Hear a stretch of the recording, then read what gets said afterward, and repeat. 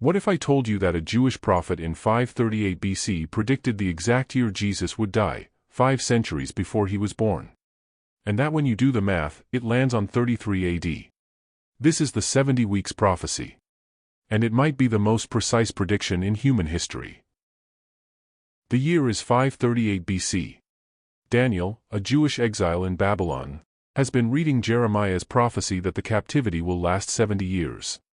He begins to pray, not just for Jerusalem's restoration, but for understanding God's full plan. And then, the angel Gabriel appears with an answer that will echo through the next 2,500 years.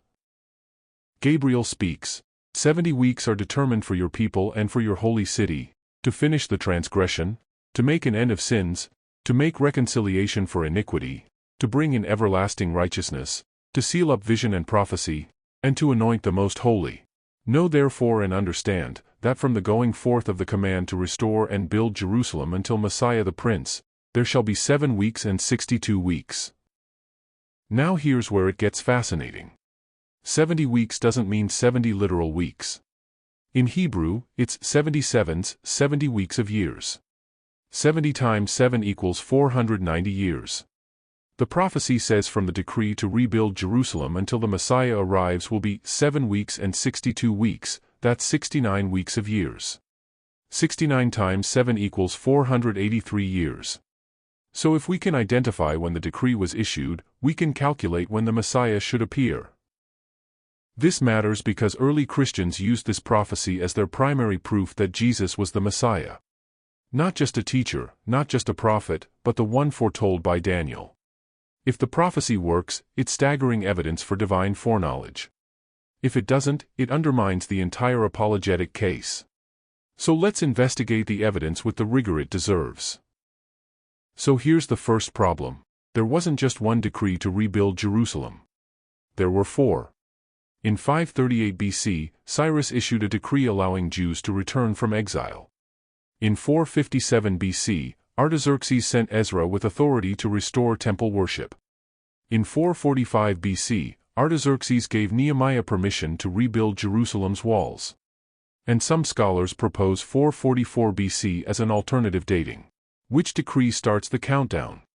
Because if you pick the wrong starting point, the whole calculation collapses.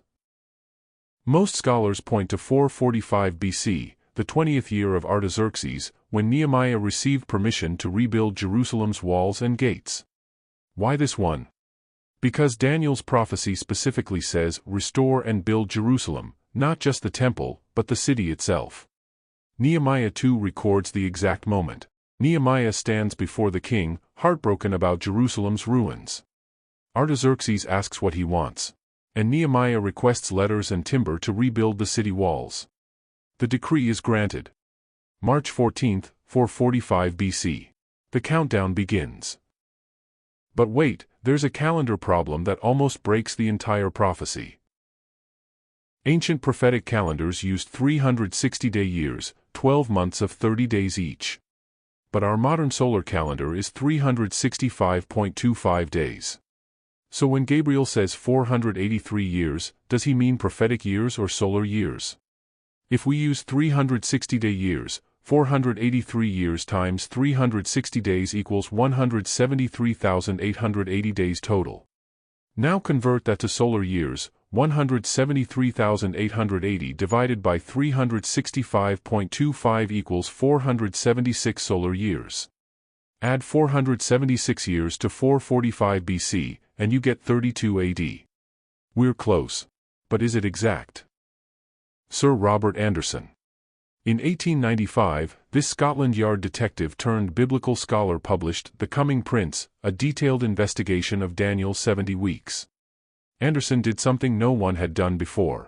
He used astronomical tables to identify the exact day Artaxerxes issued the decree, and the exact day Jesus entered Jerusalem. And what he found stopped skeptics in their tracks. Here's Anderson's calculation. Start date, March 14, 445 BC, the first day of Nisan in Artaxerxes' 20th year, verified by astronomical records. Add 173,880 days. End date, April 6, 32 AD. What happened on that day? Jesus' triumphal entry into Jerusalem, when he publicly presented himself as Messiah King, riding into the city as the crowds shouted, "Hosanna! Blessed is he who comes in the name of the Lord." Luke 19 records that as Jesus approached Jerusalem, the Pharisees demanded he silence the crowds. And Jesus replied, "I tell you, if these were silent, the very stones would cry out." That day, April 6, 32 AD, was the day Daniel saw 483 years in advance. The day Messiah the Prince was presented to Israel. But skeptics aren't convinced. And their objections are worth hearing. Critics raise three main objections. First, the decree date isn't certain. Different ancient sources give slightly different dates for Artaxerxes' 20th year. Second, Jesus' crucifixion date is debated. Was it 30 AD, 32 AD, or 33 AD? Scholars disagree.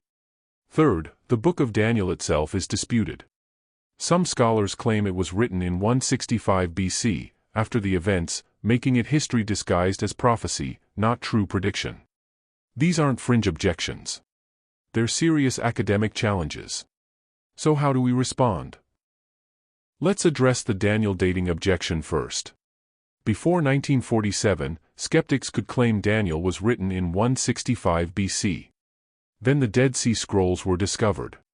Among them, fragments of Daniel dated to at least 125 BC, and possibly earlier. More importantly, the Daniel scrolls show the same reverence as scrolls of Isaiah and Jeremiah. They were already considered ancient scripture by the Qumran community. The evidence overwhelmingly supports Daniel being written in the 6th century BC, exactly when it claims. The prophecy was written before Jesus, not after. So here's what we can prove. 1. Daniel chapter 9 was written before Jesus was born. The manuscript evidence is conclusive. 2. The prophecy predicts a Messiah will come 483 years after a decree to rebuild Jerusalem. 3. Multiple decrees fit, but the Nehemiah decree in 445 BC is the strongest candidate. 4. When you do the math, every calculation lands in the early 30s AD, the exact decade of Jesus' ministry. Whether it's exact to the day depends on which dates you accept for the decree and crucifixion. But even if there's a margin of error, we're talking about a prophecy written 500 years before Christ that predicted his arrival within a 5-year window. That's not lucky guessing. The early church certainly believed the prophecy worked. Julius Africanus in the 3rd century used Daniel's 70 weeks to calculate the exact year of Jesus' crucifixion. Church fathers from Tertullian to Eusebius used this prophecy as apologetic evidence. It was their answer to Jewish objections. Your own prophet Daniel predicted when Messiah would come. And Jesus came exactly on time. But here's what's even more interesting. After 70 AD, Jewish rabbis stopped teaching Daniel 9 publicly. Why would they stop if the prophecy didn't point to Jesus?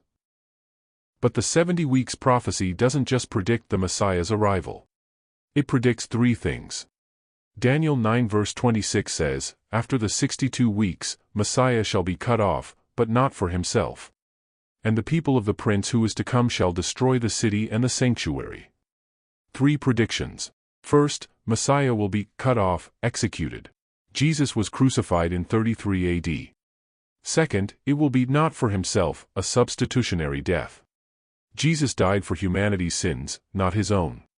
Third, Jerusalem and the temple will be destroyed. In 70 AD, exactly 37 years after the crucifixion, Rome destroyed Jerusalem and burned the temple. All 3 predictions fulfilled within 40 years. So, did Daniel predict Jesus to the day? If you accept Anderson's calculation using the 445 BC decree and the 32 AD crucifixion, then yes, to the exact day. If you use different dates, you get a 5-year window in the early 30s AD. Either way, what we have is a prophecy written 500 years before Jesus that predicted when the Messiah would come, how he would die, and what would happen to Jerusalem afterward. And all of it came true. You can debate the exact dates. You can argue about calendar systems. But what you can't explain away is this: God doesn't just move through history. He announces it first. To the skeptic, I say, show me another religious text that predicted a specific person's arrival 500 years in advance with this level of detail. To the believer, I say, This is why the early church had such confidence. The math works. The history confirms it. And the evidence speaks for itself. The 70 weeks prophecy isn't just about proving Jesus is the Messiah. It's about showing us the heart of God. A God who loved us enough to tell us, centuries in advance, that He was coming to save us. A God whose plans are so precise that He can predict events to the year, and possibly to the day. Daniel saw it from Babylon in 538 BC. You're seeing it fulfilled from wherever you are today. The same God who kept His promise then is the same God who keeps His promises now. And that's a truth worth building your life on. This is Underlight Histories, where the overlooked is illuminated. Thank you for watching. Like and subscribe. See you next time.